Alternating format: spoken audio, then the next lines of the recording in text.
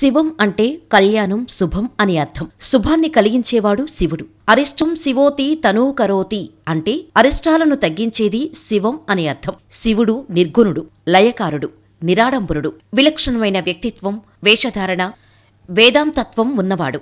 సహజంగా అందరూ అందంగా కనిపించాలనుకుంటారు.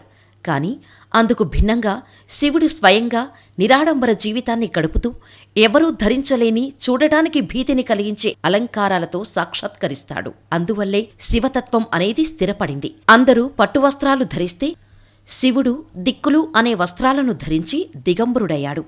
అందరూ బంగారు మేడలలో నివసిస్తుంటే ఆయన శ్మశానంలో నివసిస్తాడు. అంతిమంగా ప్రతి ప్రాణి చేరేది శ్మశానానికేనని తెలియచెప్పటానికే ఆయన శ్మశానవాసి అయ్యాడు.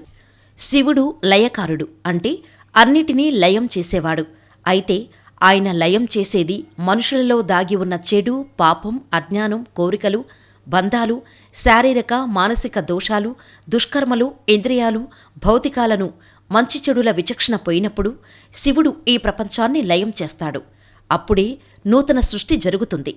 అత్యంత రహితమైన లింగతత్వమే ఆత్మ. ప్రతి దేహంలోనూ ఆత్మ అనే లింగం ఉంటుంది. ఆ లింగస్వరూపుడే శివుడు, జీవుడు.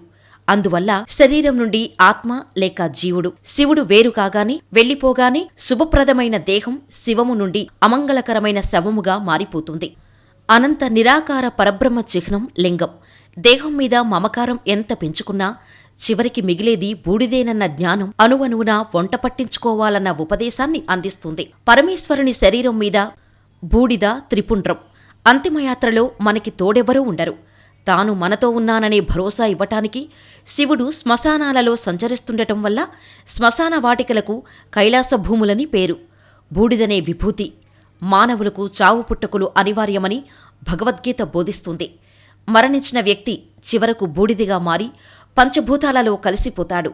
శివుడి శరీరం మీద ఉండే బూడిద లౌకిక సుఖాల నుంచి దూరంగా ఉండి ఆధ్యాత్మికత దిశగా మనసు మళ్లించాలని చెబుతోంది.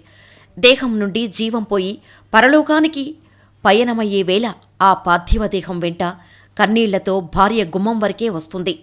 బిడ్డలు, బంధువులు మరుభూమి వరకు వస్తారు. ఆ తర్వాత వెంట ఎవరూ రారు. కపాల మోక్షం కాగానే అందరూ రుణం తీరిపోయిందని వెళ్లిపోతారు. కాలుతున్న ఆ కాష్టం దగ్గర పంచభూత్మికమైన పార్థివ దేహం చితాభస్మంగా మారే వరకు సాక్షిభూతుడుగా నిలబడే భూత గణాధిపతి ఆ పరమేశ్వరుడు ఒక్కడే. సాధారణంగా శివాలయం దర్శనం చేస్తుంటాం. శివాలయానికి వెళ్ళినప్పుడు నిర్మలమైన మనస్సుతో ఏమీ ఆలోచించకుండా కొద్దిసేపు కళ్ళు మూసుకొని ధ్యానంలో కూర్చుంటే మానసిక ప్రశాంతత తప్పకుండా లభిస్తుంది. మనస్సు బాగా ఆందోళనగా ఉన్న సమయంలో ఒక్కసారి శివాలయానికి వెళ్ళి కూర్చొని రండి. మీకే ఆ తేడా తెలుస్తుంది. అందువల్ల శివాలయం కూడా శ్మశానం వంటిది అన్నారు. అంతేకాని శివుడు శ్మశానంలో ఉంటాడు కనుక ఆయన్ను ఆరాధించకూడదని, శివాలయానికి వెళ్లరాదని ఎక్కడా చెప్పలేదు. అవి కాలక్రమంలో వచ్చిన అసంబద్ధ ప్రచారాలు.